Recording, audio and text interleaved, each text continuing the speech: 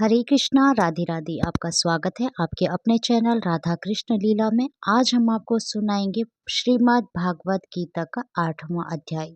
भगवान शिव ने कहा, हे पार्वती, अब कृपया श्रीमद् भागवत गीता के 8वें अध्याय की महिमा सुनो। इसे सुनने के बाद तुम्हें अपार आनंद का अनुभव होगा। दक्षिण में अमर धाकापुर नामक एक मध्यपूर्ण शहर है, जिसमें भव शर्मा नाम का एक ब्राह्मण रहता था, जिसने एक वैश्य को अपनी पत्नी बना लिया था। भव शर्मा को मांस खाना, शराब पीना, चोरी करना, दूसरों की पत्नियों के साथ घूमना और शिकार करना बहुत पसंद था। एक दिन उस पापी भव शर्मा को एक पार्टी में आमंत्रित किया गया, जहां उसने इतनी शराब पी ली कि वह उसके मुंह से बाहर आने लगी। पार्टी के बाद वो बहुत बीमार हो गया और उसने पुरानी पेचिश हो गई। कई दिनों तक पीड़ित रहने के बाद इसकी मृत्यु हो गई और उसने खजूर के पेड़ का शरीर प्राप्त किया। एक दिन दो ब्रह्म राक्षस भूत आए और उस वृक्ष के नीचे शरण ली। उनकी पूर्व जन्म कथा इस प्रकार थी। कुशिबल नाम का एक ब्राह्मण था, जो वेदों का बहुत बड़ा विद्वान था और उसने सभी विद्याओं का अध्ययन किया था। उसकी पत्नी का नाम कुमति था, जो बहुत दुष्ट स्वभाव की थी। यद्यपि वह ब्राह्मण बहुत बुद्धिमान था, लेकिन वह बहुत लालची भी था।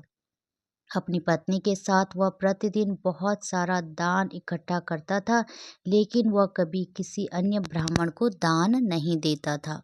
जब उनकी मृत्यु का समय आया तो वे दोनों ब्रह्म राक्षस के रूप में प्राप्त हुए। ब्रह्म राक्षस के रूप में वे लगातार भूख और प्यास से पीड़ित होकर पृथ्वी पर इधर उधर भटकते रहे। एक दिन वे उस खजूर के वृक्ष के नीचे विश्राम कर रहे थे। उस समय पत्नी ने पति से पूछा, हम इस ब्रह्म राक्षस होने के अभिशाप से कैसे मुक्त हो सकते हैं?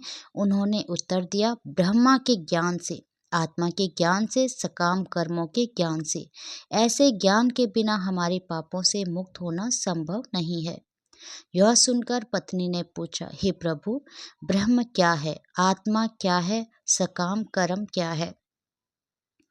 संयोगवश पत्नी ने श्रीमद् भागवत गीता के 8वें अध्याय के प्रथम श्लोक का आधा भाग जप लिया। उस समय उस आधे श्लोक को सुनकर भव शर्मा उस वृक्ष रूप से मुक्त हो गए और पुनः ब्राह्मण शरीर प्राप्त कर सभी पापों से पूरी तरह मुक्त हो गए।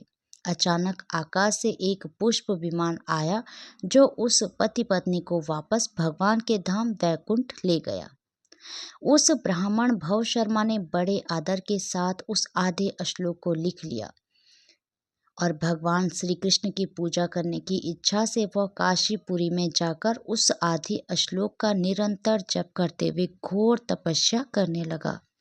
इस बीच वैकुंठ में भगवान विष्णु को देखकर लक्ष्मी जी विश्राम से उठ खड़ी हुई और हाथ जोड़कर पूछा, आप अचानक अपनी नींद से क्यों उठ गए? भगवान विष्णु ने कहा, हे लक्ष्मी, गंगा नदी के तट पर काशीपुरी में मेरा भक्त श्रीमद् भागवत गीता के 8वें अध्याय के आधे श्लोक का निरंतर जप करते हुए घोर तपस्या कर रहा है। मैं बहुत दिनों से सोच रहा था कि उसकी भक्ति का पुरस्कार कैसे दूं। पार्वती ने भगवान शिव से पूछा, जब भगवान विष्णु अपने भक्त पर इतने प्रसन्न हुए तो उन्होंने उसे क्या वरदान दिया? भगवान शिव ने कहा, भव शर्मा भगवान विष्णु के चरण कमलों की नित्य सेवा में संलग्न होने के लिए वैकुंठ चले गए। इतना ही नहीं, उनके सभी पूर्वजों ने भी भगवान विष्णु के चरण कमलों को प्राप्त किया। हे पार्वती, मैंने तुम्हें श्रीमद् भागवत गीता के 8वें अध्याय की महिमा का केवल थोड़ा सा ही वर्णन किया है। हरे कृष्णा राधे राधे। भगवान श्री कृष्ण और राधा रानी की कृपा आप सभी भक्तों पर हमेशा बनी रही। जय श्री राधे।